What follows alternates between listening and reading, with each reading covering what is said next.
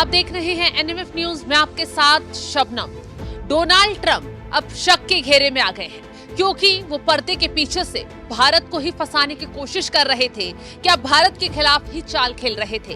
क्योंकि एक तरफ परमाणु हथियारों की जब पाकिस्तान धमकी दे रहा था तो डोनाल्ड ट्रंप की तरफ से ऐलान कर दिया गया, तुरंत ट्वीट कर कहा गया कि हमने भारत और पाकिस्तान के बीच परमाणु हमला होने से रोक लिया, हमने मध्यस्थता कराई, हमने सीज फायर का ऐलान करवाया। लेकिन इसी बीच डोनाल्ड ट्रंप जो है पर्दे के पीछे से वो तुर्की और पाकिस्तान को पूरा सपोर्ट करते हुए नजर आ रहे हैं। यहाँ डोनाल्ड ट्रंप की दोहरा जो चरित्र है, दोहरी जो नीति है, उसका खुलासा तब हुआ जब डोनाल्ड ट्रंप ने तुर्की के साथ जो एक डील की है, तुर्की को जो हथियार पहुंचाने का काम अमेरिका की तरफ से किया गया है। बाकायदा अमेरिका के विदेश जो मंत्री हैं उन्होंने तुर्की में जाकर मुलाकात की है। अब सवाल यही उठ रहा है कि जो पाकिस्तान भारत के खिलाफ आतंकी एक्शन लगातार कर रहा था, आतंकी गतिविधियों को अंजाम दे रहा था, पहलगाम की इतनी बड़ी घटना को पाकिस्तान के आतंकियों ने अंजाम दिया, 26 लोगों की भारत की मौत कर दी गई,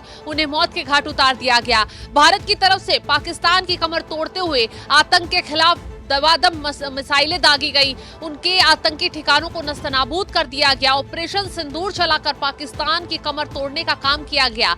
लेकिन एक तरफ अमेरिका ये कहता नजर आया हम पाकिस्तान के खिलाफ हैं, आतंक को लेकर हम भारत के साथ हैं, भारत कोई भी कार्रवाई करे हम उसे सपोर्ट करेंगे, आतंक के खिलाफ भारत को कदम उठाना चाहिए। लेकिन दूसरी तरफ जो है डोनाल्ड ट्रंप वो पीछे के रास्ते से कहीं ना कहीं पाकिस्तान को सपोर्ट करते हुए दिखाई दिए। पाकिस्तान जब गिड़गिड़ाने पहुंचा था तो भी अमेरिका ने उसका साथ दिया और तुरंत ट्रंप ने कह दिया कि हमने जो है यहाँ सीज फायर लागू करवाया है। हालांकि ट्रंप की वजह से सीज फायर लागू नहीं हुआ क्योंकि मोदी सरकार इतनी पावर रखती है, इतनी ताकत रखती है। जब उसने पाकिस्तान की कमर तोड़ी कार्रवाई की, उसके आतंकी ठिकानों को नस्तनाबूद किया, तो खुद शहबाज शरीफ जो है घुटनों पर आ गए और उन्होंने ऐलान कर दिया कि हम कोई हिमाकत नहीं करेंगे।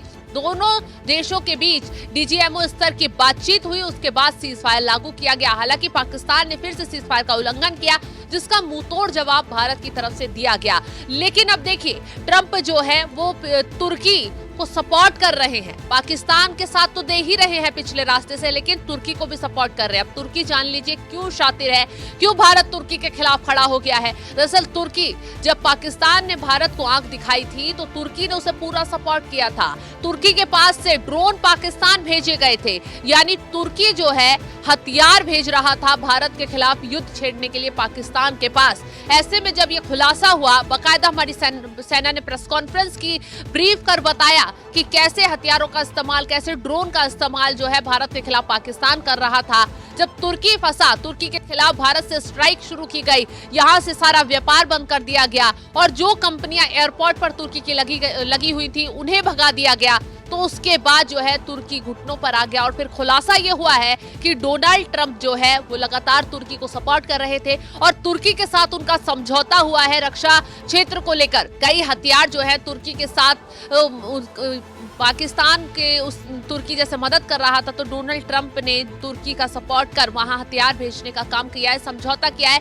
हालांकि अभी औपचारिक ऐलान इसका नहीं किया गया है, लेकिन कहीं ना कहीं ये कहा जा रहा है कि डोनाल्ड ट्रंप ने जो कदम उठाया है वो भारत के खिलाफ एक साजिश है। हालांकि परमाणु हथियारों की हम बात कर रहे थे कि परमाणु हथियारों को लेकर बार बार पाकिस्तान धमकी भारत को देता आया कि न्यूक्लियर हमला कर देंगे, ब्लैकमेलिंग करता आया।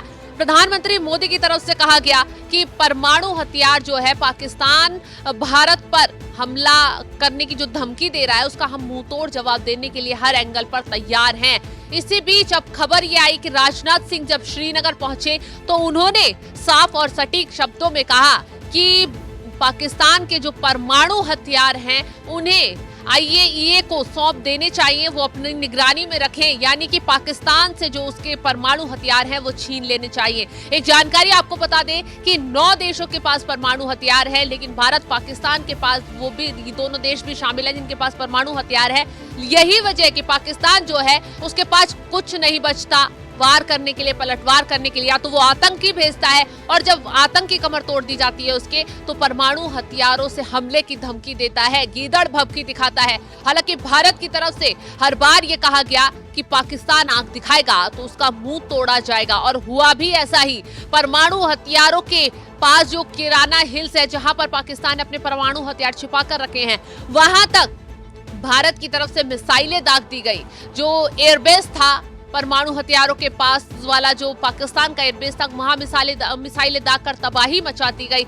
बस किराना हिल्स को छोड़ दिया गया। अगर सोचिए, यहां से मिसाइलें अगर वहां दाग दी जाती, जो हमारा ब्रह्मोस्त्र है वो वहां तक मिसाइलें दाग देता, तो परमाणु हथियार जो है पाकिस्तान में ही फट जाते। हालांकि खबर यह भी आई कि परमाणु हथियार पाकिस्तान के लीक हो रहे हैं, रेडिएशन लीक हो रहा है, जिससे गंभीर बीमारी फैल रही है। लोगों के बीच एक भयावह माहौल पैदा हो गया है। लोगों से 100 मीटर तक वहां इलाका खाली करने के लिए बोल दिया गया है, 100 किलोमीटर तक। हालांकि बाद में जब ये जांच पड़ताल की गई तो ये खबर झूठी निकली कि कोई भी परमाणु हथियारों का रेडिएशन लीक नहीं हो रहा है।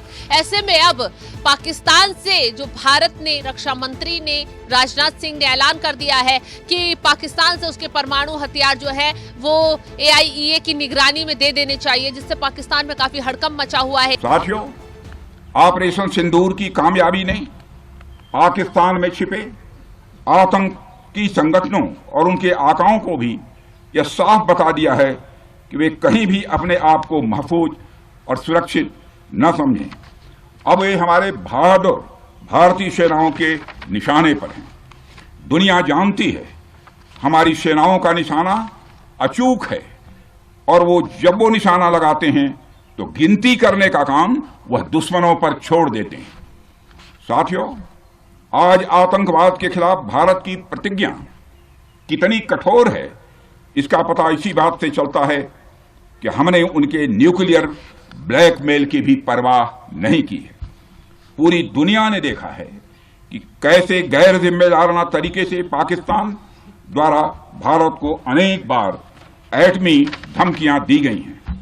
आज श्रीनगर की धरती से मैं पूरी दुनिया के सामने यह सवाल उठाना चाहता हूं कि क्या ऐसे गैर जिम्मेदार और रोग नेशन के हाथों में परमाणु हथियार सुरक्षित हैं? मैं दुनिया के सामने यह सवाल खड़ा करना चाहता हूं। मैं मानता हूं कि पाकिस्तान के एटमी हथियारों को IAEA, international atomic energy agency की निगरानी में लिया जाना चाहिए। मैं ये कहना चाहूंगा और साफ तौर पर कहना चाहूंगा।